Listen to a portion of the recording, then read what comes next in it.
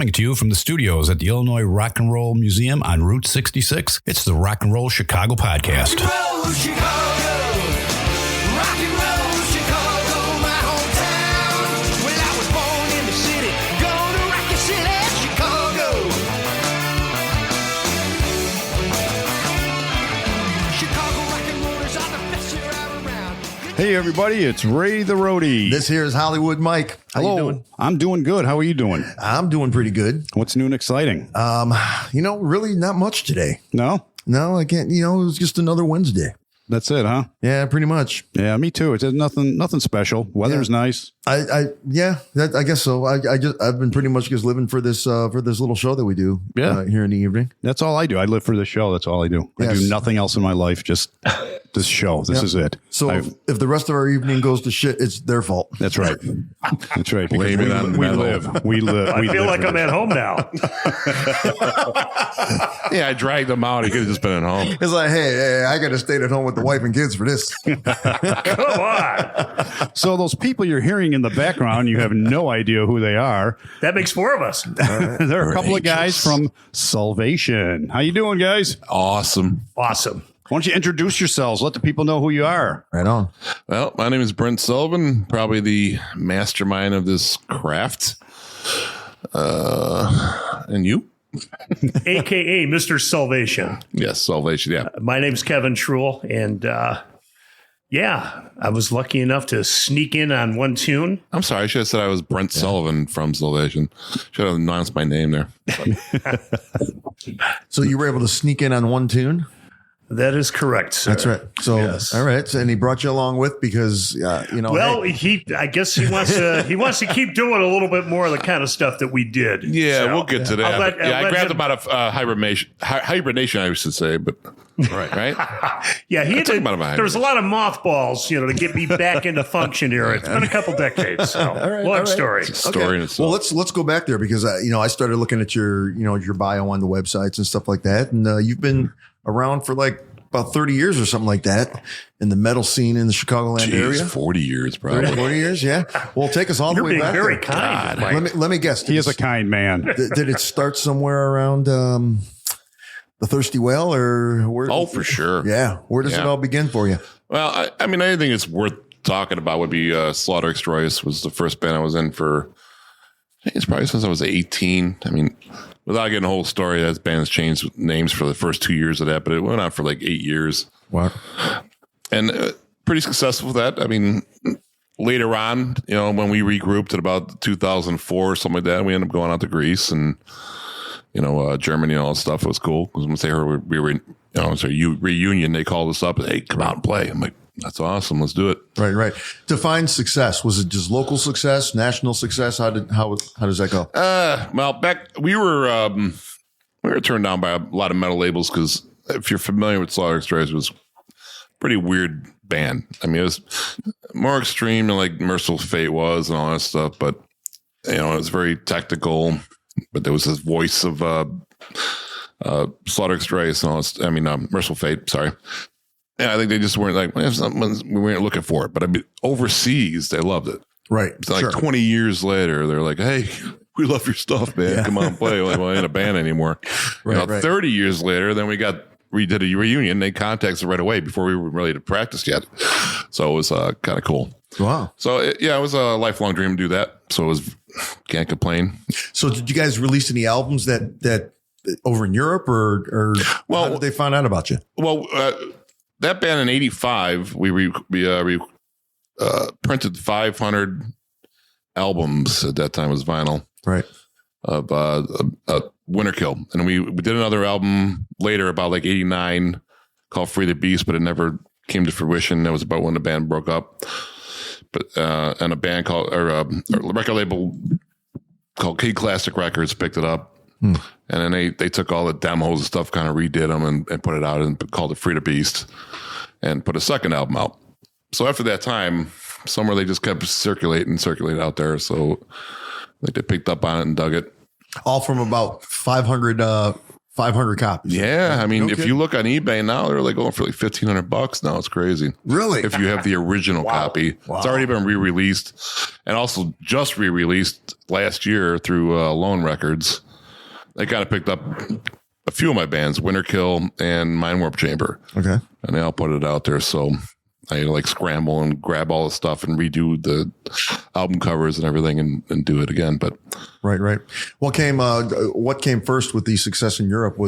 Did somebody hear the album out there, or did somebody book a show for you out there and you guys went and started playing? apparently they've been listening. The weirdest thing, when I went out there and we played in Greece, the one moment I remember is I had all these people coming up and they had demos from stuff I don't even have anymore. I mean, they just had tons of stuff they wanted me to sign from everything I've done. I'm like, where did you get that stuff? Because I was like, I want that, man. Yeah. It was an awesome experience, but very crazy. And they were singing all our lyrics. I mean, there's a video of it from the first, wasn't Keep It True, what the hell was it? Anyway, it doesn't matter. But there's some videos on YouTube on it, and they're like singing all our lyrics to all the songs. It was pretty surreal, Right. To think that some underground band just goes out there. But they love that stuff. They love American metal, and that was a great time in my life. But that's always something that I never quite understood or was able to wrap my head around, is that there's a lot of American metal bands that do extremely well in Europe, and I don't think that people here in the U.S. that love metal understand what the metal scene is like in Europe. They don't. They really Dude, don't. They love it. They love it out there. They do. They absolutely love it. And it's best fans in the world. It's almost like its own industrial genre in a way. It seems like it's the same group of people everywhere you go, and they know bands that nobody else has ever heard of because they just live, breathe metal. They just absolutely freaking love it. I remember my singer, I won't mention his name, but he thought he was going to go out there and get laid because he was going to be a rock star. But the funny thing is all the Greek women out there, they don't care. They come up to you and they don't care. They care about the music. They don't care about what you look like, who you are. Right. He's trying to get laid. I'm like, yeah, they don't care, man. Yeah. They want you to sign the album and shit, Yeah. Back in the 80s, there was, the JR record stores that you'd find in almost every shopping mall. And I think Musicland was in a bunch of shopping malls and stuff. And there was always that one section in those record stores where they call them the imports, is the import section. And you're going through the import section and you're looking at the labels and everything. And you're looking at the backs of these things, right? And it's record companies from Germany and Switzerland was another place that they come from, Norway and all this. But then who was it? It was like, what's this Queensryche? What's this Queensryche? Queensryche, they're from here. What's this? But that was exactly it. They get different recordings and send them to different, different studios over in Europe and print albums and then send them back over here. That was the crazy thing about it. Yeah, oh yeah, they love that's it. They love genius. it. Yeah. Oh yeah, it is. Definitely. Yeah. So, and a lot of the stuff was, things like, let's put 10 songs on an album. Yeah, but I like these 3 as well. And the record company says, well, nope, we only have room for 10. So what would they do? They take those 3 and they'd sell them to some, record company in Europe, Right. and it would come back as an import. Yeah, absolutely. Yep. Yeah, absolutely brilliant. So did you always have the same group of people working with you? Tell us how that Never. goes. It's no, never. No. I mean, man, if we're not really here to talk about my past, I guess I get 40 years of fucking music, but musicians. I mean, Slauter Xstroyes, 2 of the guys in there already passed away, which is a shame. The singer and the drummer, and the only one left is Paul Cracky, which is a guitar player. And I went on to Winterkill, and then Mindwarp Chamber, and then a band called NDX. So I've been doing a lot of stuff throughout the years. Right. So, but then I guess the reason I'm here is because my solo album. Okay. All right. Well, tell us about it. Ooh, a long time dream. I've always wanted to just kind of do my own thing. I guess it's probably I don't know. I wanted just to have it. Everything I did was all me for whatever reasons. Because I didn't want to have any outside interference to see what I can do. And it was like something I've been trying to do for the last 30 years. I started doing the last 8 years. It started, I really wanted to we're going to have one singer called, he was Steve Reimer. He was in Slauter Xstroyes in the second half of the time after the lead singer died. when we went to Greece, Steve Reimer sang for us live out there. He was on 2 of the songs on the last 2 songs, and he was going to do the whole album, but he just couldn't, find the time to do the whole album. So, long story short, I ended up just going to come up with this idea. I'm just going to get a bunch of cool local singers that I dig, and throughout, and just see if they want to interested in trying to do this stuff. So I did, and I found a handful. I couldn't find anybody who wanted to do the whole album, but a few songs here and there. And then I went one step further and just said, well, I'm just going to get some lead guitar players to play on it too. So that's kind of where it all just turned out. I think it kind of confused people because there were like 16 members on this, and then on a whim of the moment, I got Tim Ripper Owens on there from KK Priest, Yep. And I saw a post on Facebook. He's like, I'm in between tours. Anybody want to do something? Shot him an email. He was like, cool. And we worked it out, sent him a tune. He was, as long as you write the lyrics and everything, I'm cool. So we sent it out, and Bill Swanson, a buddy of mine, helped me out with the lyrics because I was really sick at that time. So because he was like, yeah, just try to sing it and I'll interpret it however I want. And I'm like, well, I can't even sing anything. So Bill kind of came out and helped me out, helped me with a few lyrics, and we sent it out to him, and he did a great job. So that's kind of where that was. Going forward, I'm trying to make this more of a band. Everybody's going to go what's Brent Sullivan, SullVation? What does this mean? I didn't really call it Brent Sullivan solo project because there's a country artist called Brent Sullivan, and there's some other artist called Brent Sullivan. It didn't make any sense to me. I really want to try to make it a band outfit just in case, for some reason, if people dug it, I can make something out of it, Right. And going forward, I narrowed it down, took a couple guitar players that are already on the album from the last one. They're exclusively going to be on it. My man here, he sang on the first song, The One, and he's going to do the rest of them for next. If we're going to do, I'm not printing any more CDs because it doesn't seem like it's a thing now. Right. No, it's all digital. I printed 500 CDs. I got half left. I mean, I still have them, but most people are like, well, just stream it, man. Yeah. That's pretty much what everybody's doing nowadays. Yeah, and it kind of sucks. It's bad for the musician because they don't make any money off it. Well, that's why you're paying $300 for a ticket nowadays. Yeah. Yeah. Yeah. That's crazy. Yeah, or $60 for a T-shirt. And, Yeah. And then the clubs or whatever are taking half of that anyway. Right. Well, the bands used to tour to support the album that they just released. Now they're touring to make money. Right. Yeah. It's tough out there to be a musician. I'm old, man.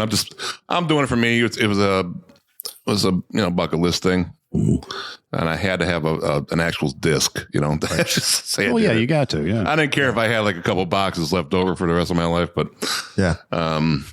No, we talk about all the time on this show that, the younger generation today, they don't know what it's like to have a listening party.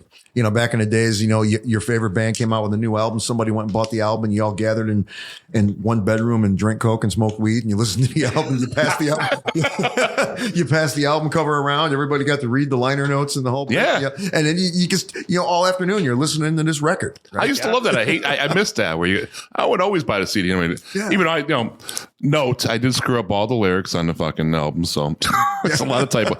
It was a last minute thing, and I had all these singers sending me lyrics. It was kind of funny, short story short. Sorry, but they were complaining about all the typos in it. It was the last thing. I was like copy and paste and putting them on there because I was doing the artwork, I was doing the mixing and mastering and everything. One-stop shop here. Yeah, and then they're all sending me, and it was like revisions of all the vocals. So I just copy and paste, try to put them in, fit them in the art line of work. And so there were some typos in there. I was supposed to check it later, and I never did. And I sent it out to print. Right. And like the first review I got, they're like, "Oh, American education." All this like, come on, that was not the reason. But it don't matter. It's like 500 copies. It's metal, man. Come on. So was that the first time you ever worked with Tim Ripper Owens? It was, yeah. Yeah, it was? No kid. How'd you meet him? And just took I didn't meet him, man. It was just reached out to him. I send the music out to him, and he records it in his home, and he sends it back to me. Just that simple. That was all it. And then I was kind of, not gonna lie, I kind of hope for the money I paid him, I kind of thought he was gonna help promote it a little bit. Put up another 500,000 CDs. Yeah, but there was zero, man. She was like, sent him a thing like, "Hey, I got it out." He was like, "Cool." I'm like, all right, well, All right. sucks. Done. Well, it's not worth the money, but no, but he did a great job. It's cool. I'm glad he was on there, and I'm happy to have him on there. Sure. And who were some of the other singers you had with you? So, Kevin Troll, obviously in the first one. Sang one cut on the album. Yeah, it was the one. The first, and it was called The One. The One, yeah. That was also the name of the song. Okay, all right. Yeah, it was called a couple things, but the one turned out to be the. And what's that song like?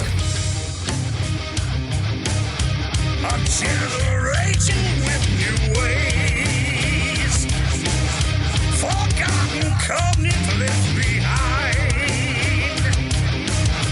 They worship gods from other lands against his fast command. Well, basically, the working title originally was My Fist, Your Blood. Yeah, it was. And I was like, well, I'll see what I can do about that. I think I like that a lot more. Well, if you knew the story about everything. No doubt. Well, that's why we're here. So, I'll let him explain. well, in a nutshell, I mean, I became a Christian. Okay. I was in a couple bands back in the mid 80s. And, there's most of the activity that I have under my belt all came from the same band.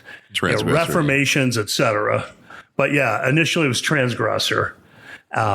Which, if I interject, we were friends back then, and they played a lot with us with Slauter Xstroyes, so they were both playing the band. So. Yeah. Go ahead. I'm sorry. Yeah. That's where Brent and I met, actually. Jerry Klein got us acquainted with you guys. Mm-hmm. And Jerry Klein used to jam with you. Was it White Witch?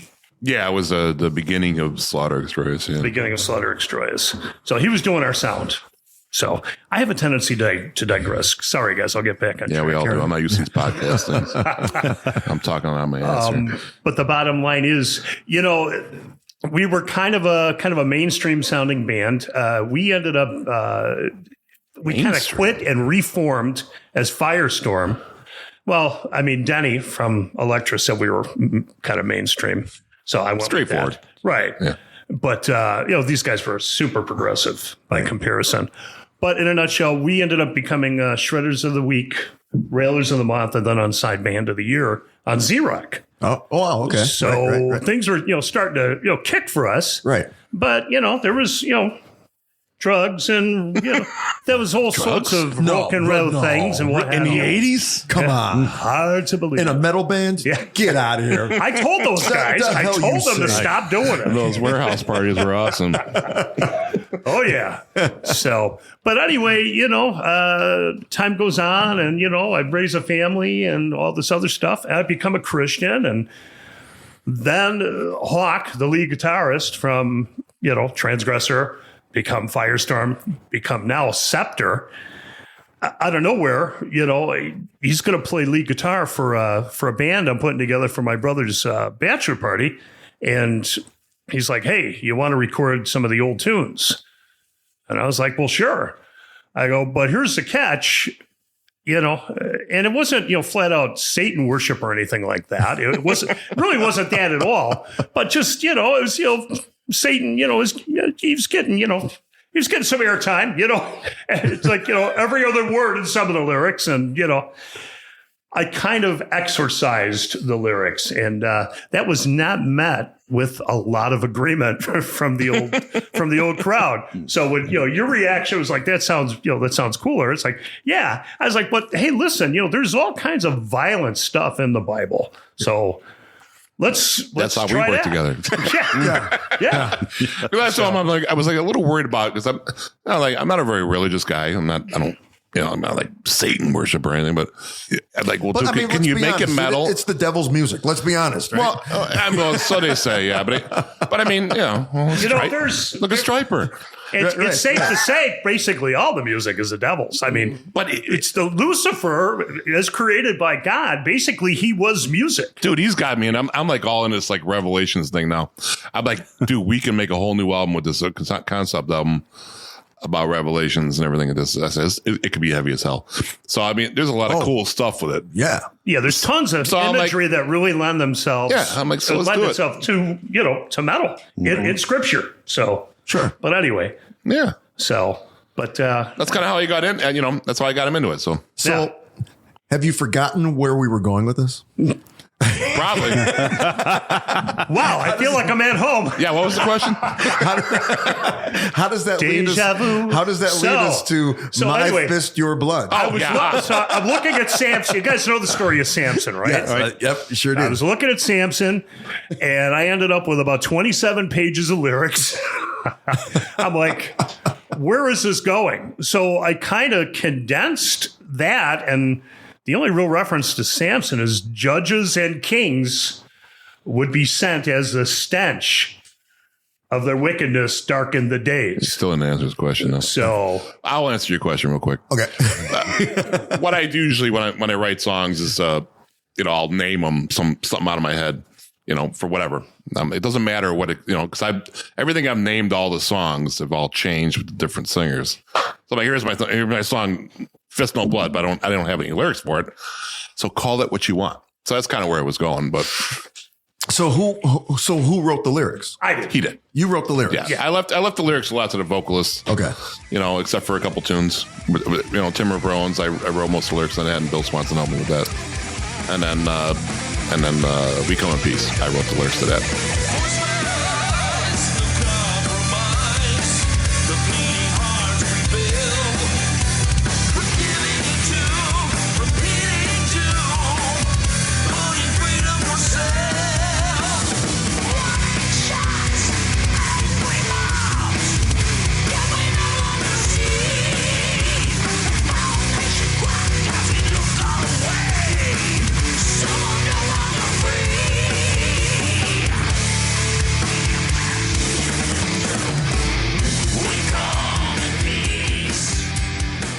Other than that, the rest of the singers wrote all the stuff. Wrote all the lyrics. Yeah. Okay, gave them kind of poetic license. Yeah, I needed a break because I was doing everything else. You did all the music for it. I did all the music, lyrics, music, the bass, the guitars, the keyboards, the mixing, the mastering, everything. Yeah. So artwork. What a slacker.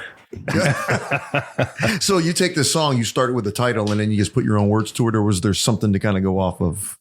Well, I mean, again, it was kind of based off scripture. Okay. And I was just, I told him just make it heavy. Just yeah. So that was, if you listen, in fact, Brent is just finishing the video now. It's a lyric video. Yeah. Okay. So, but Yeah, I'll actually have that before you guys do. I'm going to send it's going to be on Monday, and it'll probably be kind of cool since he's here. Right. It's going to be the new video off for the one. Mm-hmm, mm-hmm.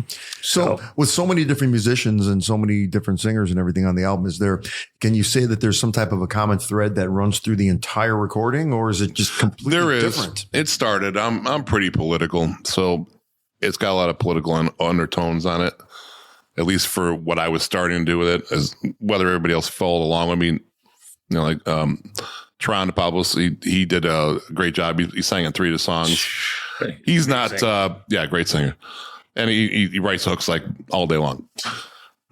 he don't follow my same politics, so I just let him do what he wants to do. But We Come in Peace comes in, and Screaming in Silence is a little bit more political. Okay. And Sucker Punch is political too. It was with Scott Huffman. He was in Mindwarp Chamber. Did an awesome job too. So, but it kind of weaves in. It was kind of where I was going with it. Was if you look at the album cover, it's kind of like the end of days. That's why it's called, the beginning of the end. And some people kind of reference if that's the beginning of my career too. So, which it wasn't kind of, it's kind of like my final hurrah, but it's not. It's not. I probably got one more in me, but right. That was kind of, that was kind of the intention of the whole album, but it drifted off a little bit on other the religious part of it. Mm-hmm. The last song on there is the Desolation of Abomination, which is also a really religious thing. So right. So what's your favorite cut on the album so far? Do you have a favorite? Man, I got to say the one he's on now. Earmuffs. Go ahead. No, I think probably one of my favorite songs is probably We Become. Okay. It seems to be a favorite to a lot of people. There's just so much going on with that song.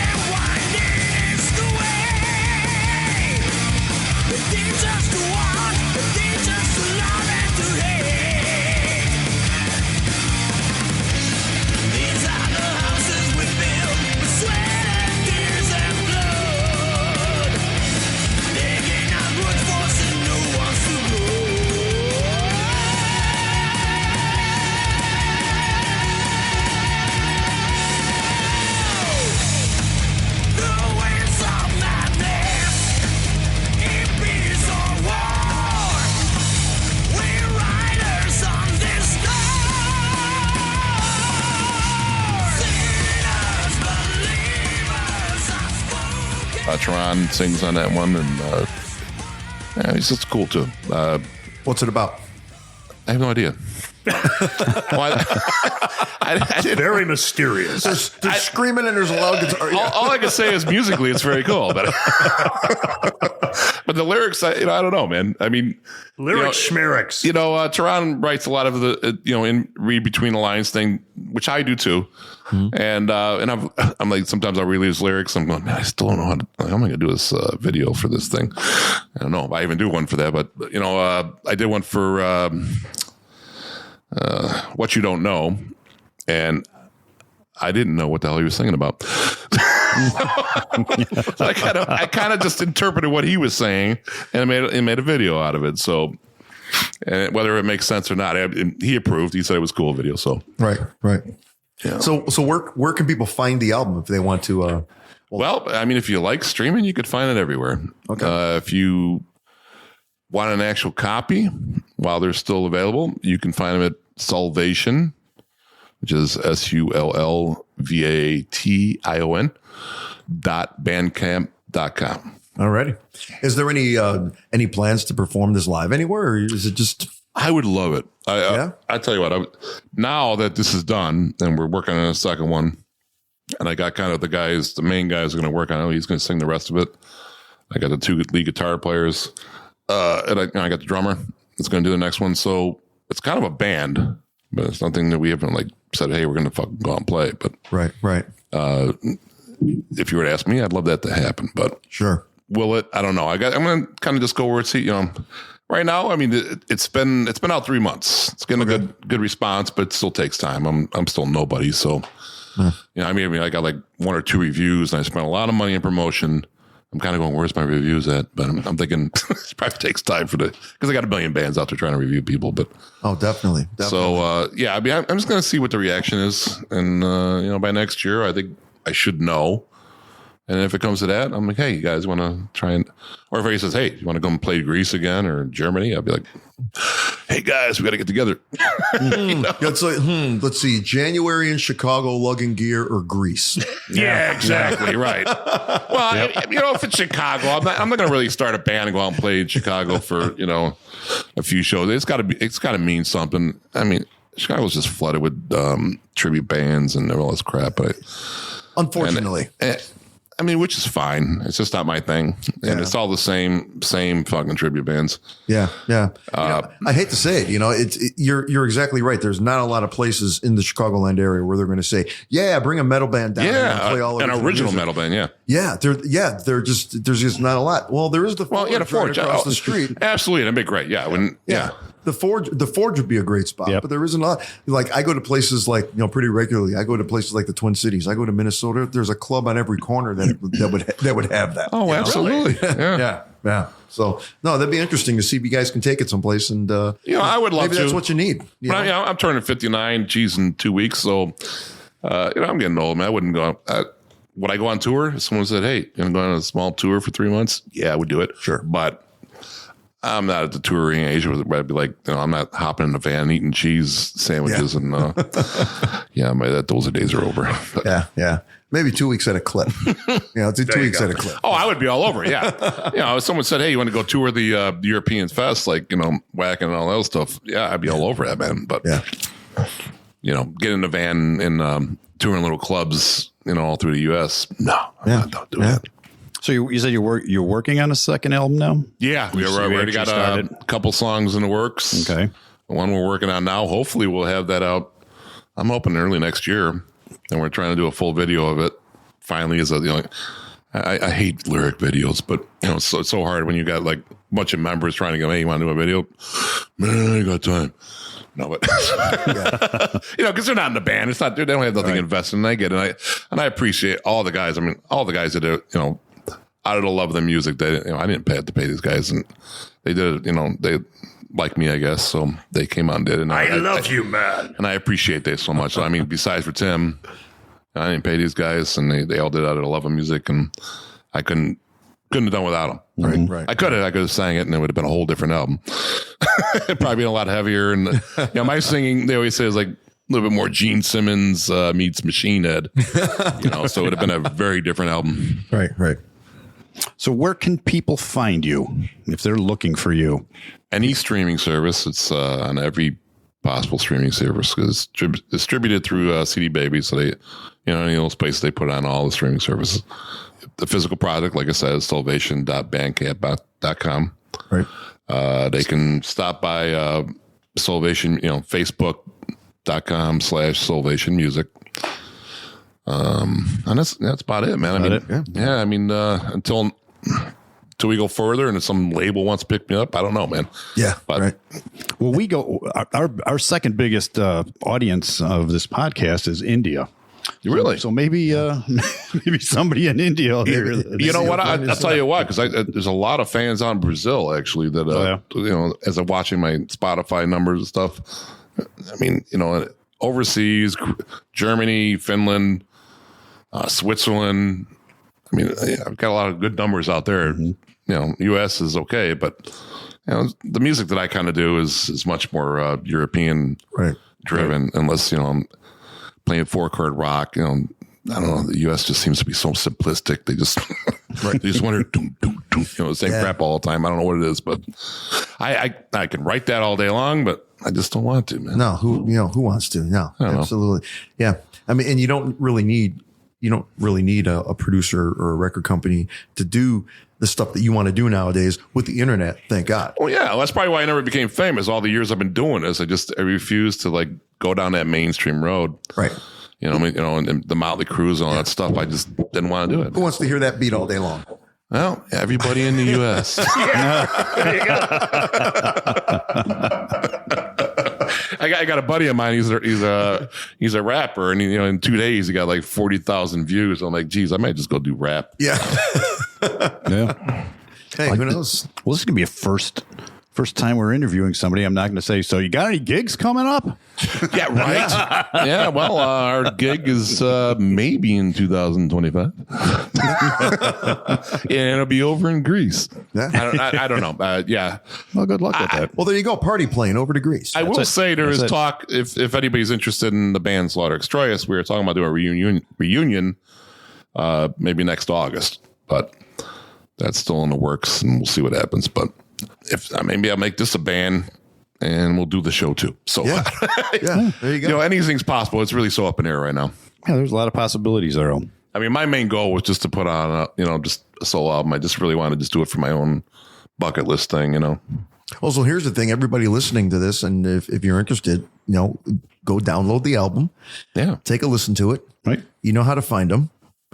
Send them an email. Let them know. Yeah, let them know. If you want a collector's album, I'll tell you what, Slauter Xstroyes, that album's like $1,500 right now. Maybe you get this 20 years later. CD might be worth like $20. Yeah, you never know. You double your money. I don't know, man. Yeah, so anybody listening out there, get their CD. Because I'm not printing no more. I mean, it's only 500. So if everybody downloads the album, it'll go aluminum. It will. It will. And then let us know on our Facebook page or email us let us know what you think. Well, you only need like 10 million streams to get like $100, so you're all good. Yeah, that's great. Well, all righty, guys. Thanks for coming out. That was quite interesting. Well, thank you very much, man. Thanks for having us. I do appreciate it, man. My blood, your thank fist. My blood, your fist. Your fist, my fist, your blood. Yeah, there you go. It could have been heavy. Yeah. My fist, your blood. Now Now it's it's the song one. about Jesus. You heard it here first. Damn it. We're all going to burn in hell. Now the next album's going to all do the Rapture, so it's the end. Boy. Yep. We're done. We're out. All righty, guys. Thanks a lot. Thank you so much. Thanks for having us. Pray for us. Buy the album. Metal. I feel like I need to go to confession or something. Yeah, I hope people are praying for us at the end of that interview. Holy cow. Yeah. Whoa, I don't know where we went. No kidding. My poor mother's rolling in her grave right now. I know that. Well, we've got, he gave us copies of the CDs here. And that's an evil looking cover, right? It is. That's for sure. It's very, very scary. But, I like what he's doing. I like what he's doing. I think it's a great idea. This is something he's wanted to do. Yeah, right. And he's putting this album together, and hopefully it'll go do well. And to seek out Tim Ripper Owens from Judas Priest, or I guess filled in for Rob Halford for several years with Judas Priest to get him to sing on the album too. So that's pretty cool. I mean, song must have been pretty good. Yeah. For him to say, sure, why not? I'll sing. That's right. That's good. That's right. Yeah. So make sure you guys buy the CD, SullVation, The Beginning of the End. Get out there, buy the CD, download the CD, whatever, to the digital copies, and buy them. And then get a hold of us. Let us know what you think. And then take them down to the church and have the priest bless it. Then bless it, get them blessed. Yes, definitely get them blessed. Because we're as soon as we're done with this podcast, we're heading right over to the cathedral here in Joliet and having the Reverend bless both of ours. Okay, it's a good idea. just go with it. Is that before or after the bourbon? Oh, I don't know. Probably after.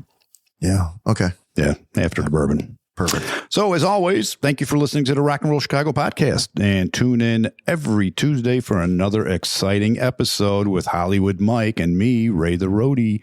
See you next week. The Rock and Roll Chicago podcast is edited by Paul Martin. Theme song courtesy of M&R Rush. The Rock and Roll Chicago podcast does not own the rights to any of the music heard on the show. The music is used to promote the guests that are featured. Chicago.